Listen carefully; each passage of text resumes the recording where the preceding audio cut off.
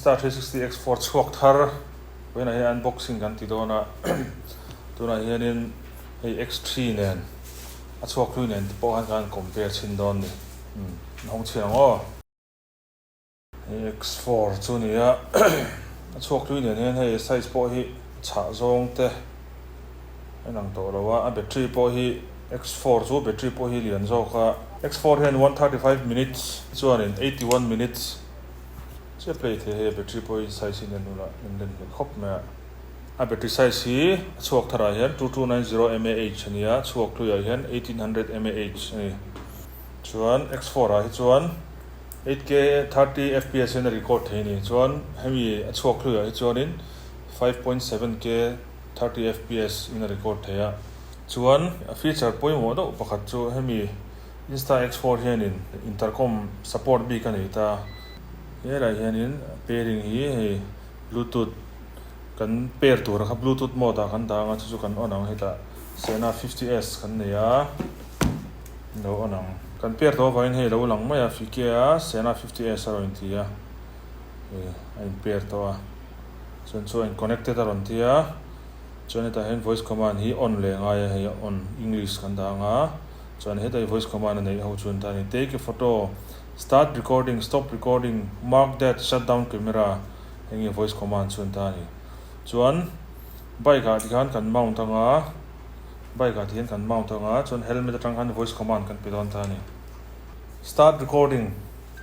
voice start recording tikharon lang tha tikhanin ama hi chu hmun danga de kan mount anga chuan kan control down ni helmet atang han stop recording tikhan stop beta shut down camera camera in shut down ta hian camera test nan hian bike a kan mount anga chuan video te kan siam anga chuan a camera features te po kan on tirang le don nia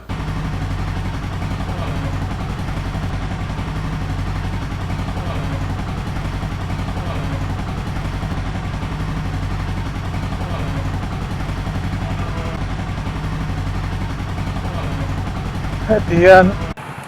poklen sangin suka camera tharo X4 test yan real lama ana rem chang cheng cheng an tan ang kanan an sin don ni an sai ta kan X4 a hian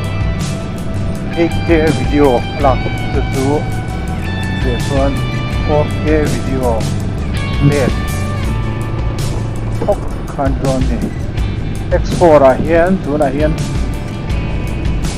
8K 30 fps kan la a chuan X3 a hian 5.7K kan la poka chuan GoPro pakhati kan mount poka ta hian 4K kan la poka ni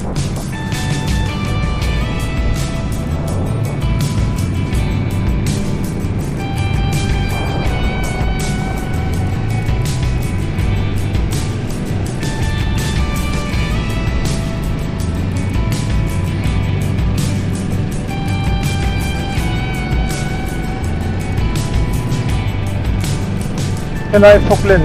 peng chau peng chuk te pon eng chu kai hi April kung parna sarpai takane mo ai na upun tu te hi rem shadio ni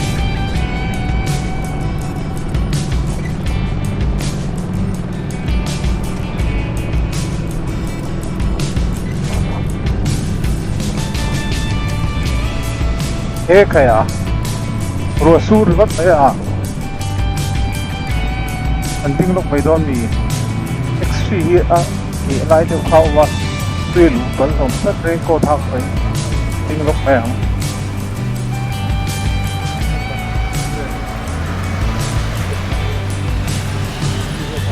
sur na sa deu ti ke me ya ta rei em no chu mo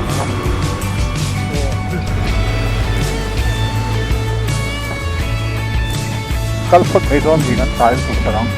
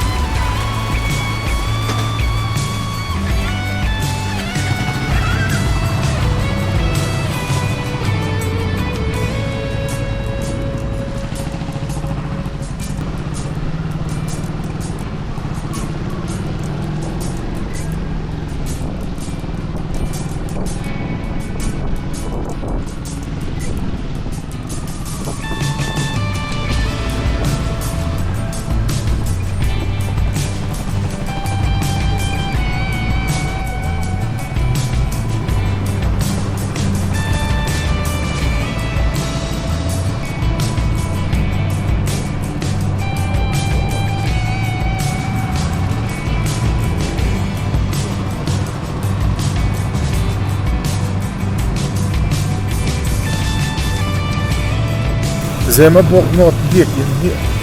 an lo sa deuh ti don i moi khop mai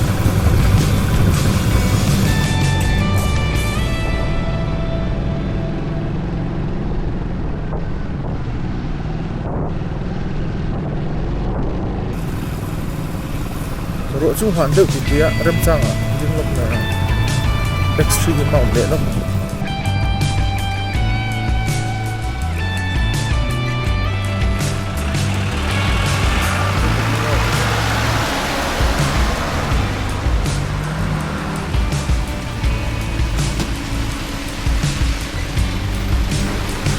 X4 hian ron upgrade sa khop mai a tin sang a effect kentel tiang chi te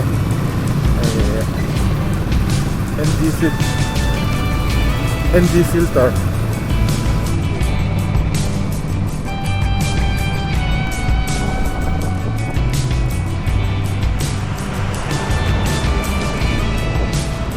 helai pe pui thar rai hei hei do sian no na ra khop mai ni molia a le hi a che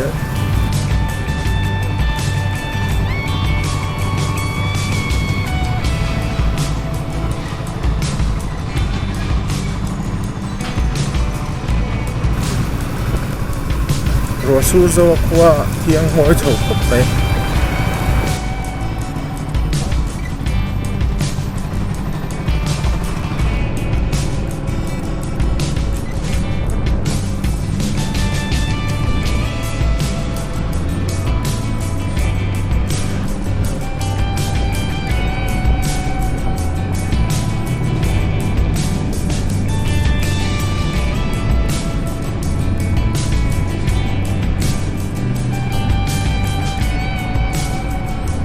helai tu real sa kong sirvel hi April kung lian tu hi amat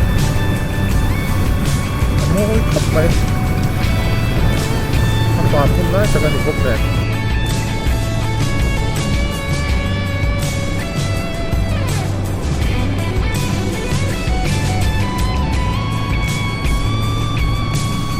X4 hian ron upgrade sa khop mai a tin sang a effect kentel tiang chi te ND filter apply hei mai ang chi te khak chak pai khop mai a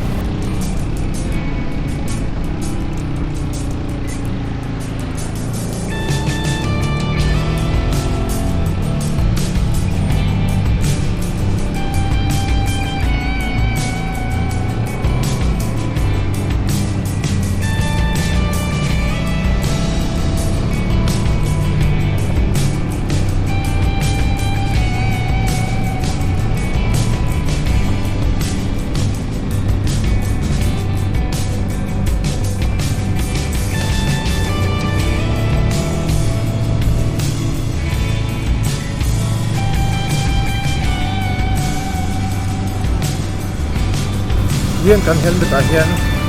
sena bluetooth 50s le 30k kan hanga chuan mes intercomin hian kan in ya a kan ti char char ko mani amaro chu voice ko de chu hi chu control ai chuan line hatin kan kal clear ri ni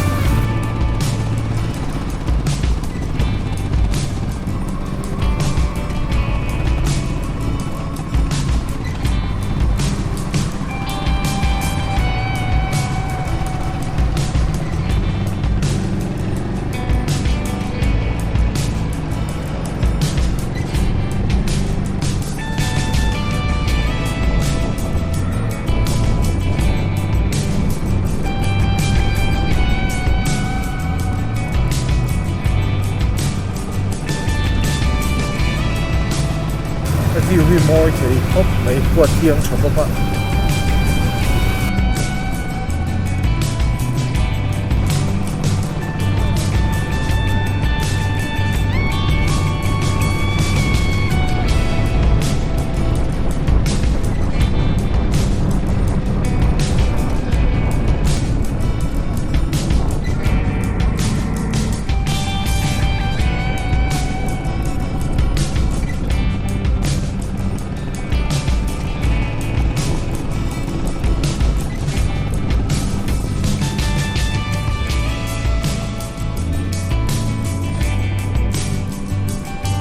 lagi Aurora Kertika kemudian ini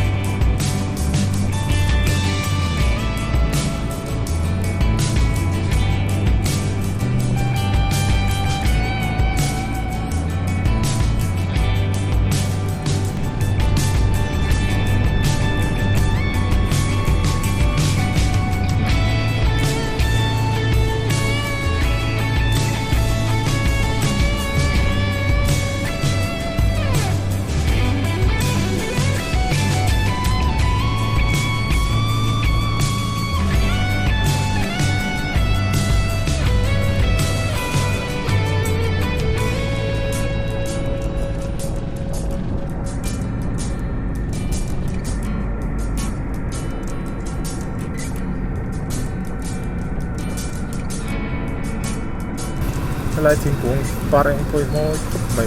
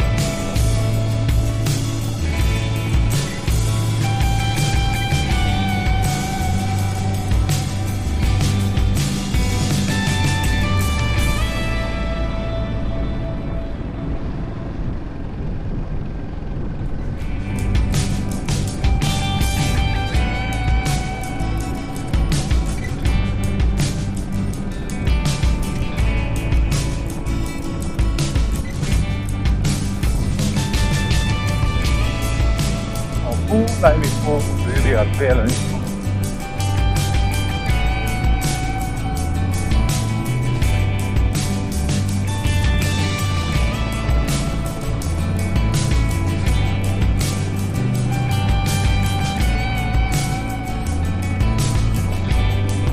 Kung hiện tại đều lít ở lại slaughterhouse. Ôi,